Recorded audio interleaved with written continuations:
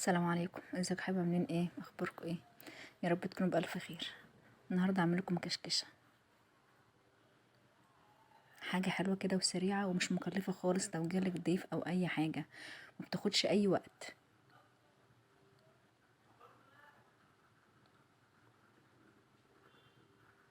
اتمنى تشوفوا الفيديو للاخر واتمنى يعجبكم، ويا ريت متنسونوش في اللايك.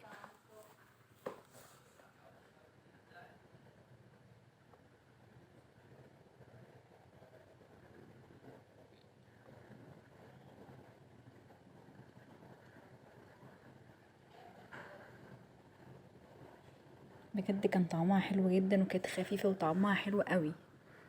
اتمنى بس انتي تجربيها بطريقتي.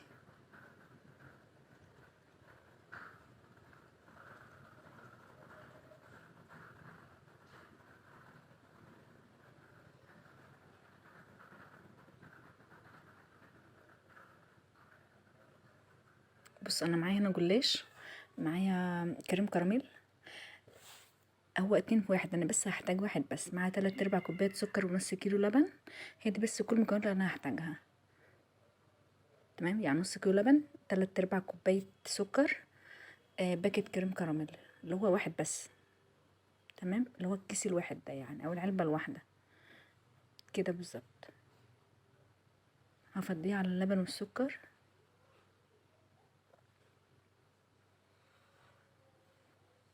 وهقلبه كويس قوي علشان السكر يدوب معايا، وهحطه على النار. هبتدي هنا هفتح الجلاش.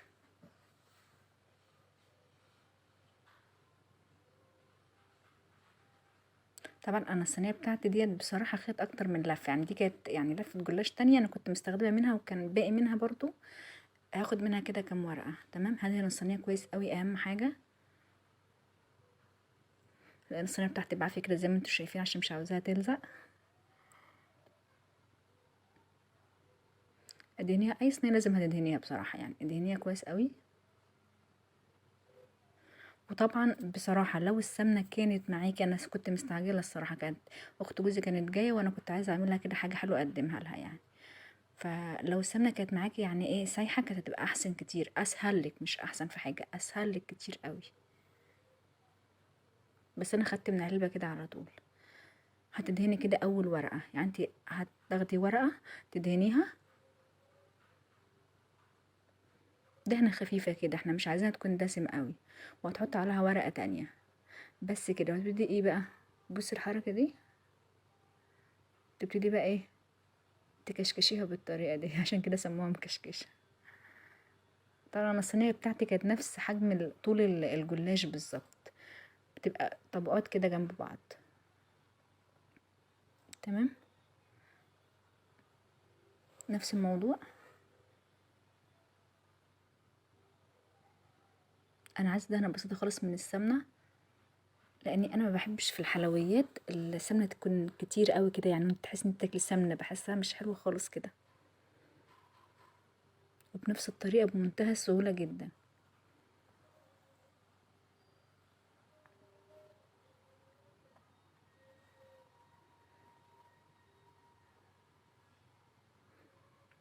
طريقتها سهله جدا ومش مكلفه، انت بس بتكلفي نص كيلو لبن وباكت الجلاش وباكت الكريم كراميل ولفه الجلاش بس. مش محتاجه اي حاجه تاني، يعني نص كيلو لبن وجلاش وكريم كراميل. ممكن تبدلي الكريم كراميل بالكاستر، بس الصراحه بالجلاش بيبقى احلى. عجبني بالجلاش احسن، سوري، بالكريم كراميل اكتر يعني. يعني ممكن تبدلي الكريم كراميل بالكاستر او النشا، زي مهلبيه كده، او الكريمه الكدابه بتاعتنا. بس بصراحه الكريم كراميل اللي فيها كان طعمه حلو قوي.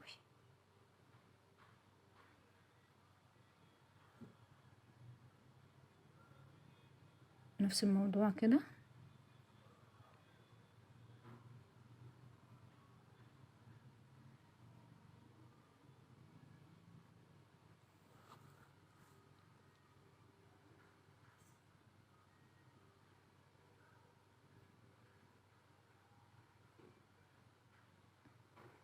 سهله قوي بجد، سهله جدا، انا عملتها كذا مره قبل كده، بس ده اول فيديو ان انا اصوره يعني ليها. كده نفذ الجلاش بتاعتي خلصت. هشيل بس الورقه، والميزة بقى كده حتى لو مثلا الجلاش بتاعك متقطع او حاجة عادي خالص يعني ما فيهاش اي مشكلة لو متقطع او ناشف او اي حاجة، ما فيش اي مشكلة خالص. بص انا الصينيه بتاعتي لفه الجلاش غير لغايه كده، انت ممكن تعمليها كده بس ايه بقى، هي مش هتفرد معاك يعني مش هيتفرد يكمل الصينيه، بس هو الكريم كراميل بقى هو اللي هينزل بقى في باقي الصينيه عشان هو اللي سائل اكتر، لكن هي هتبقى كده عادي خالص. بس طبعا عشان كنت عايزه اعمل صينيه كبيره وحلوه، انا كان عندي جلاش تاني متوفر، هي كانت مفتوحه اللفه ديت، فقلت ايه بقى اكمل الصينيه كويس كده بالشكل ده.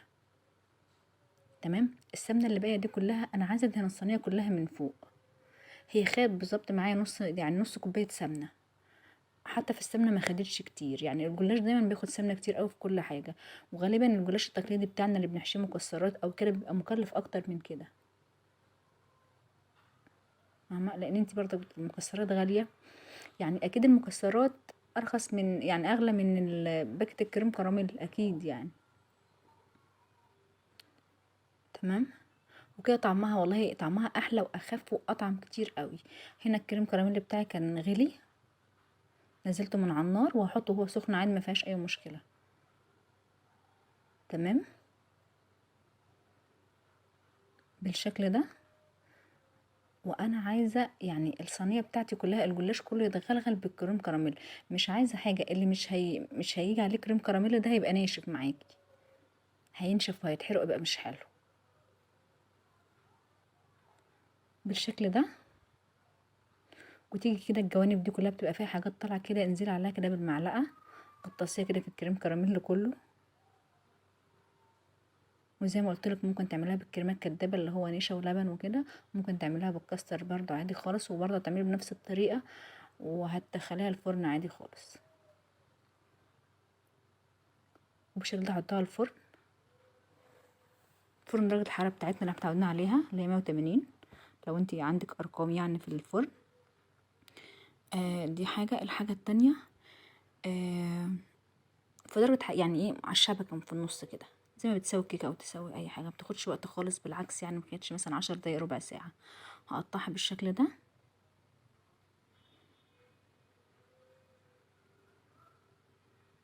شايفين؟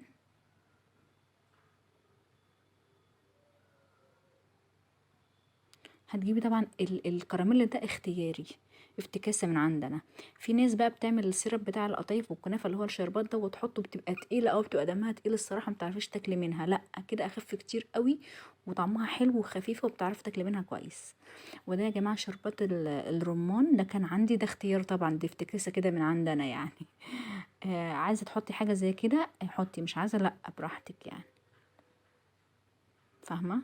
لو عندك اي شربات رمان ورد مش عارف ايه فراولة الحاجات ديت حطي، انا بحب لونه اوي بصراحة يعني، وطعمه كمان حلو اوي، طعمه مدي على مزازة بتسكيرة كده حلوة اوي.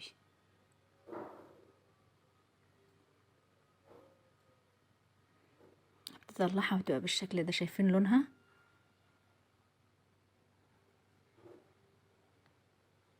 لونها حلو اوي، مستوية من تحت ومن فوق عارفين مقرمشة وطرية في نفس الوقت كده، وطعمها حلو بصراحة يعني، حاجة بجد يعني كده اللي هو تاكلي منها ما تشبعيش، ممتعة كده في اكلها وفي عمايلها وسهلة جدا معاكي. شايفة؟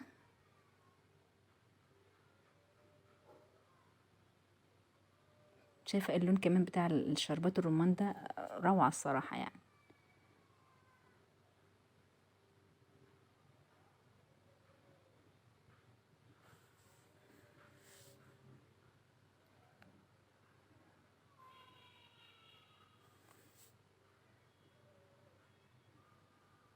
اتمنى بجد تعجبكم وتقولوا رأيكم فيها.